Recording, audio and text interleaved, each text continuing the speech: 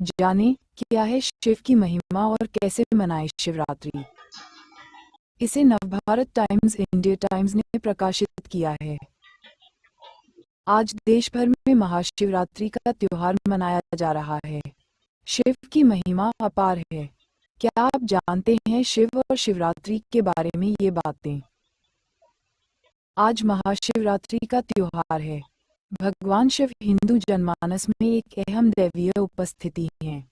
शिव क्या है, कौन है और उनकी महिमा कैसी है, बता रहे हैं शशिकांत सदैव। कौन है शिव? शिव संस्कृत भाषा का शब्द है जिसका अर्थ है कल्याणकारी या शुभकारी। यजुर्वेद में शिव को शांतिदाता बताया गया है।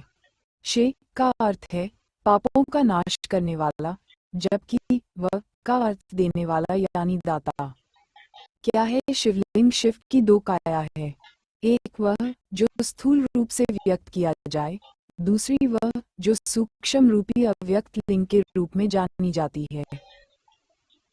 शिव की सबसे ज्यादा पूजा लिंग रूपी पत्थर के रूप में ही की जाती है।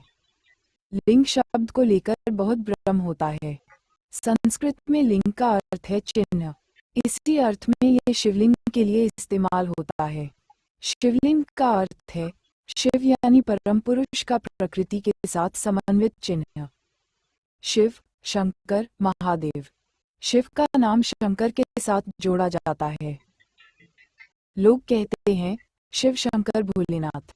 इस तरह अनजाने ही कई लोग शिव और शंकर को एक ही सत्ता के दो नाम बताते हैं।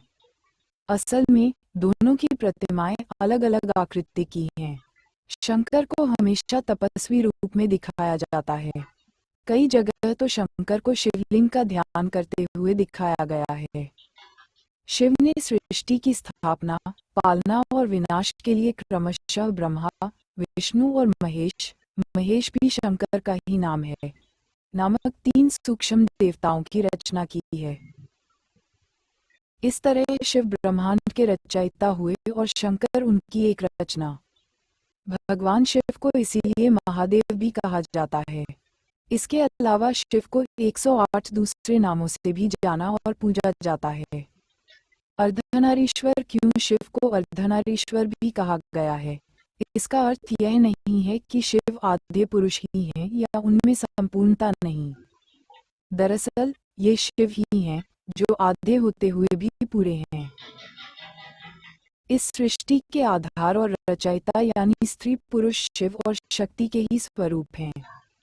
इनके मिलन और सृजन से यह संसार संचालित और संतुलित है। दोनों ही एक दूसरे के पूरक हैं। नारी प्रकृति है और नर पुरुष। प्रकृति के बिना पुरुष बेकार है और पुरुष के बिना प्रकृति। दोनों का अन्योन्याश्रय संबंध है।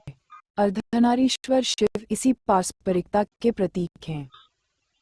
आधुनिक समय में स्त्री पुरुष की बराबरी पर जो इतना जोर है, उसे शिव के इस स्वरूप में बखूबी देखा समझा जा सकता है। ये बताता है कि शिव जब शक्ति युक्त होता है तभी समर्थ होता है। शक्ति के अभाव में शिव न होकर शव रह जाता है। नीलकंठ क्यों? अमृत पाने की इच्छा से जब देव दानव बड़े जोश और वेग से मंथन कर रहे थे, तभी समुद्र से कालकूट नामक भयंकर विष निकला। उस विष की अग्नि से 10 दिशाएं जलने लगीं। समस्त प्राणियों में हाहाकार मच गया।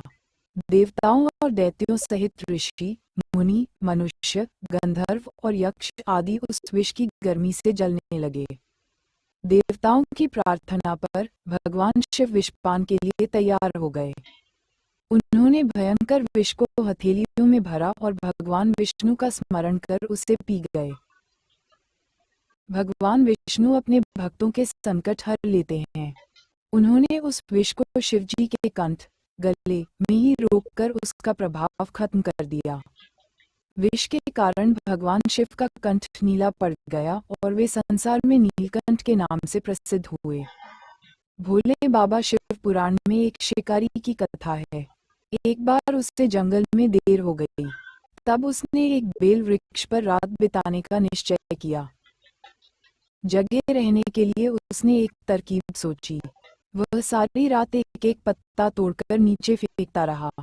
कथानुसार बेल के पत्ते शिव को बहुत प्रिय हैं। बेल वृक्ष के ठीक नीचे एक शिवलिंग था। शिवलिंग पर प्रिय पत्तों का अर्पण होते देख शिव प्रसन्न हो उठे, जबकि शिकारी को अपने शुभ काम का एहसास न था।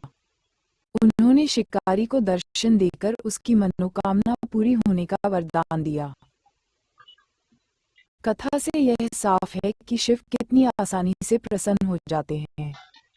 शिव महिमा की ऐसी कथाओं और बखानों से पुराण भरे पड़े हैं।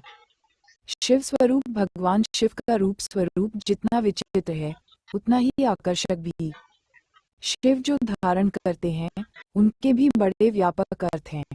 जटाएं, शिव की जटाएं अंतरिक्ष का प्रतीक हैं। चंद्रमा मन का प्रतीक है। शिव का मन चांद की तरह भोला, निर्मल, उज्जवल और जागृत है। त्रिनेत्र, शिव की 3 आंखें हैं, इसीलिए इन्हें त्रिलोचन भी कहते हैं। शिव की ये आंखें सत्व, रज, तम 3 गुणों, भूत, वर्तमान, भविष्य 3 कालों, स्वर्ग, मृत्यु, पाताल 3 लोकों का प्रतीक है। सर्पहार, सर्प जैसा हिंसक जीव शिव के अधीन है। सर्प तमोगुणी व संहारक जीव है, जिसे शिव ने अपने वश में कर रखा है। त्रिशूल, शिव के हाथ में एक मारक शस्त्र है। त्रिशूल भौतिक, दैविक, आध्यात्मिक इन 3 तापों को नष्ट करता है। डमरू, शिव के एक हाथ में डमरू है, जिससे वह तांडव नृत्य करते समय बजाते हैं। डमरू का नाद